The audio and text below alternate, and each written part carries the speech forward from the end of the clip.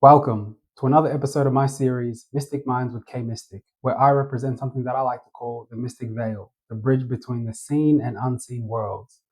Today, this episode will be Reality Engineering Day 1. The reason why I called it Reality Engineering is because I'm going to be talking about my mental framework that I use behind manifestation. So, what is the holographic universe theory? The holographic universe theory is a theory that suggests that our entire universe is living inside a super complex, advanced hologram. This is where people normally get the simulation theory from, and that your soul is an intelligent, multidimensional being that is living as a human Earth like character in your human vessel, in your earthly name, etc., etc. The holographic universe theory suggests that all of the information that creates space, time, and matter is actually stored on a flat two-dimensional surface at the edge of the universe. A simple way to understand this theory is how a credit card can have a holographic figure of a three-dimensional image, even though it's on a flat surface. So you've probably heard this before, but atoms are actually 99.999% empty space. Quarks inside protons almost have no physical sides. So when you touch something, this is actually the electromagnetic energy that's pushing against each other, that's making you think that you're making real physical contact, but you're actually not ever touching anything. It's just energy pushing against each other, making it seem like you're making physical contact. And through your five senses, you interact with the physical world. The emptiness makes reality like a flexible rendered video game that only calculates what you observe. So if you ever played a game like Just Cause 3 or GTA and you try to fly as long as possible, those places within the game actually don't exist until you arrive there, which you probably know. People say that's like reality. Within the string theory, reality is very malleable. So at the quantum level, once you observe something, that's when it comes into existence. And if no one's observing it, it kind of just vibrates. Within the string theory, everything is a string. Instead of particles being dots, they are like microscopic rubber bands. So at the smallest level of reality, it is made up of small little vibrational strings within the holographic universe theory, and that these strings are far smaller than the atom's nucleus. Just like a guitar produces different notes, but depending on how it vibrates, these strings produce different particles depending on their vibrational pattern. For the math to work, string theory requires more dimensions than the four we experience. Most versions require 10 or 11 dimensions. Are human bodies organic or advanced technology? The Anunnaki theory comes from Zecharia Sitchin. It's his interpretation of Sumerian texts. It claims advanced extraterrestrials, beings from a planet called Nibiru, came to Earth hundreds of thousands of years ago. They needed gold for their atmosphere and genetically engineered their own DNA with primitive humanoids such as Homo erectus to create their worker species. The Anunnaki supposedly used advanced technology to create a hybrid vessel strong enough for the physical body, yet sophisticated enough to host higher awareness. In esoteric systems, the physical body acts as an antenna or an interface. The complex nervous system, pineal gland, and biofield allow non physical consciousness to enter a three-dimensional reality. So, I've heard from people that the reason that the Anunnaki were one of the most advanced races around the universe is because they discovered how to connect a soul to a physical vessel. Now, this is the thing that allows you to come into the holographic universe and to experience the third dimension and to be into things like spirituality or to believe in a higher force because of these basically energetic channels within our body that can host spiritual awareness. So this is a very interesting video I found on Twitter actually, and it actually shows how at the smallest levels of our bodies, we can look extremely similar to something that someone would call advanced technology or machinery. She says that bacteria move around using a molecular machine called the flagella, motor that rotates faster than the flywheel of a race car engine and switches directions in an instant.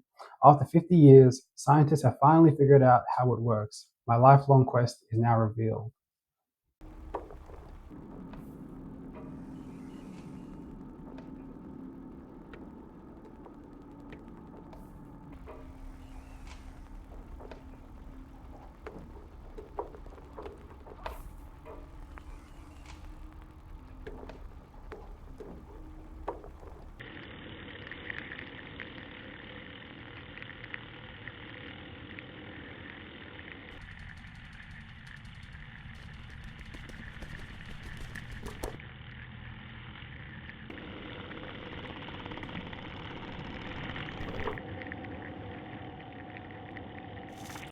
So the one on the top right here is called a bacteriophage. It's basically a virus that infects other bacteria.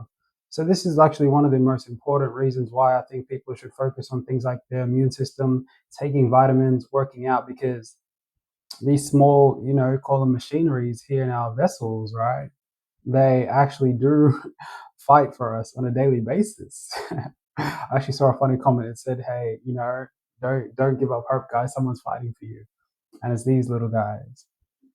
So I just wanted to show that to show how similar it actually looks to me to technology. And could our bodies be super advanced technology that seems like it's organic? If you were to look at this bacteriophage with no context of what I just told you, or if you knew it prior to this through, school science or, any type of medical knowledge that you know, what is the difference between this bacteriophage and NASA technology, the Blue Moon HLS Mark II?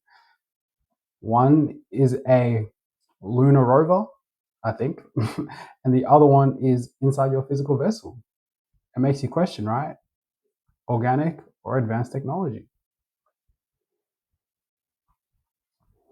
Now, I saw someone once say that, right? I stop listening when someone mentions frequencies or vibrations. Now, they are making a diss to, lyrical, miracle, spiritual, individual, eating cereal, astronomical, metaphysical material, right? They're making fun of those type of people, which is me, that believes in esoteric systems and spirituality, right? And what they were talking about was how obviously that, people that talk about vibrations or frequencies are woo-woo. But my question is, if the universe is an advanced holographic system and the string theory suggests that particles are created by different vibrational patterns, data sonification is a process that can turn mathematical equations to sound. Could it be said that our universe is made out of different frequencies and vibrations? When you look at an engineer, what do they use to create machinery? Mathematics. What would the universe be made out of? Mathematics. So if using data sonification, if mathematical equations can be turned into sound, wouldn't that mean things are made out of vibrations and frequencies?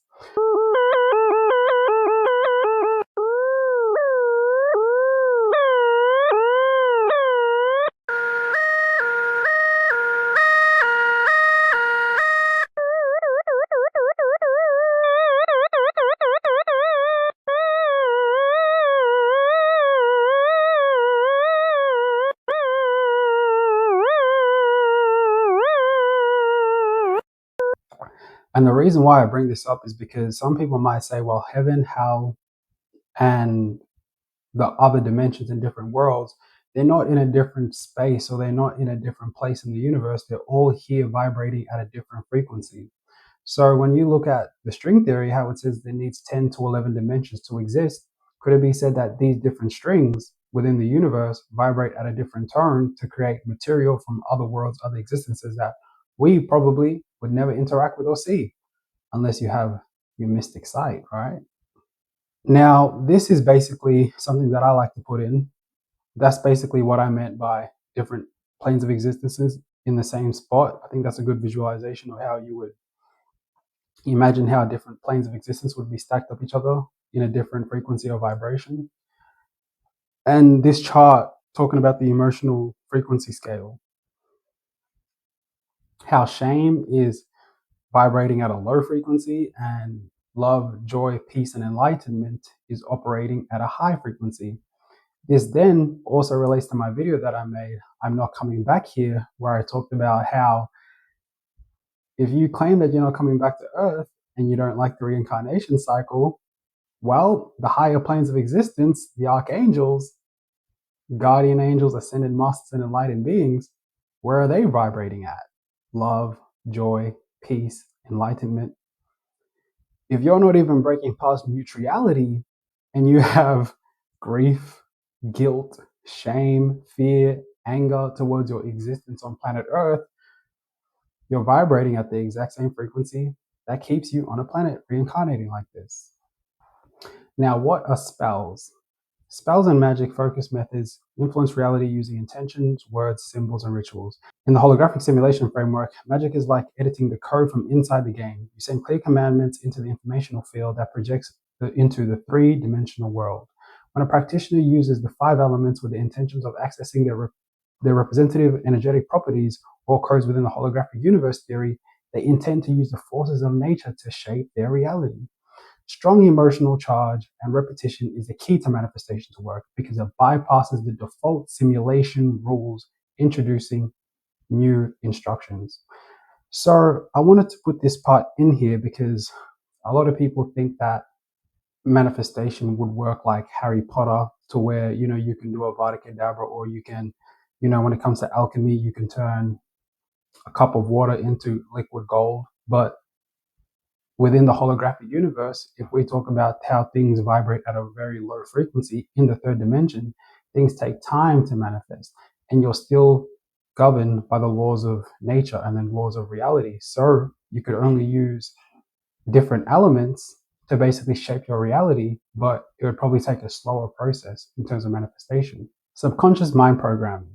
Your subconscious mind acts as the powerful background operating system that runs your life. It absorbs programming from parents, teachers and friends, media, environment, and experiences. Using subliminal messages at repetition, you can give yourself a new childhood. I was talking to someone, he's an older man from Wales, and I was talking to him about wealth consciousness. I asked him this question back in 2024, and he said, well, the thing about wealth consciousness is it's heavily, heavily shaped by the conversation that you had at your dinner table. If you talk about the rising cost of groceries, Tats Lotto, the fat cats at the top, you're destined to probably just make it by.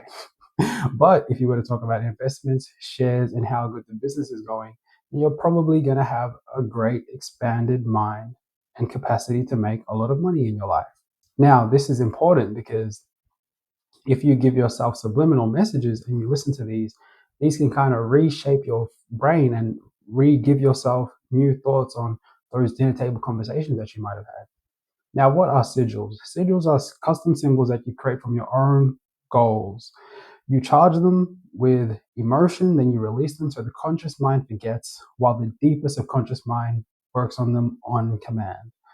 So, for example, you would write out a sentence. You would remove the vowels and the repeating letters, and you would use the rest of the words to create a symbol. After you create the symbol using sigils, you charge these and you basically send them out into the universe, into your subconscious mind, and it runs a background system within your subconscious mind. So where you can, you might be on Amazon, find the book that you need. You might go on YouTube, find the video that you need subconsciously without you actually knowing that you're working towards these goals. Mantras are ancient sound tools that work through vibrations. Cymatics shows how sound organizes matter. When specific frequencies pass through water or sand, they create beautiful geometric patterns. So when you use mantras, these clears mental resistance, creates harmonious patterns in your energy field, and sends the command into your consciousness, raising your frequency so the holographic projection delivers matching experiences. I say mantras every single day when I wake up. Why? Because I'm trying to program my day. I say it every night. Why? Because I'm trying to program how my mind saw the day. And I think if I keep on doing this, it will compound interest into the future. That's why I call this video Reality Engineering. Day one, I just started the Mystic Veil. If 2030 comes and nothing's changed with the Mystic Veil, I might have to go back to school, right? Might have to go back to engineering school, manifestation school. A powerful example is the mantra Om Gan Ganatapaya Nama. It means I bow down to Ganesha, the remover of obstacles. Chanting it activates wisdom, success, and blockage removal within the subconscious mind. Conclusion. Ancient traditions teach that each day of the week is governed by a specific planetary energies, deities, or angelic forces. These create daily energetic templates that influence mood, opportunities, and flow. Each morning that you wake up, inside that day's template, most people unconsciously repeat the same old thoughts and emotions and let the default energy reinforce the same life patterns year after year after year. It's one of the main reasons it's been years and a lot of people's life stays the same. But vision boards, when you write goals or you have your own rituals mixed with certain days, this is you basically putting out into reality the template that you want your life to go. If you don't ever think about it, you're just going to get the same thing that you've always been given. But if you give yourself instruction and basically how you want things to go, this is how you can change your life after years. It's why some people might say, for example, I just watched this interview of a guy called Grant Cardone. He had said that he had had a magazine of a woman, and his brother told him, "Hey, by the way, don't you think that your wife looks like the girl that you used to have from that magazine that he used for his vision board manifestation?" By mixing awareness, daily energies with esoteric practices and metaphysical understanding, you stop drifting and start to create the life that you want. The maintaining forces are not emotional about your situation. They simply strengthen whatever you give constant energy. Whether it's lack or abundance, you will keep getting the thing that you keep putting out into the world. It's why subliminal mind cleanses, subconscious mind, subliminals, all of these things work amazingly to basically restructure your brain. Mantras, energy cleanses, different things that you can do to give yourself a new reality. It's called day one for a reason, reality engineering day one. So I could basically keep myself accountable. If it's 2030 and the mystic veil still looks the same, my life still looks the same, I might have to come back and visit this video, do a reaction video about it. But with that being said, this is another episode of Mystic Minds with K Mystic, Reality Engineering Day 1, where I represent the bridge between the seen and unseen worlds, the mystic veil.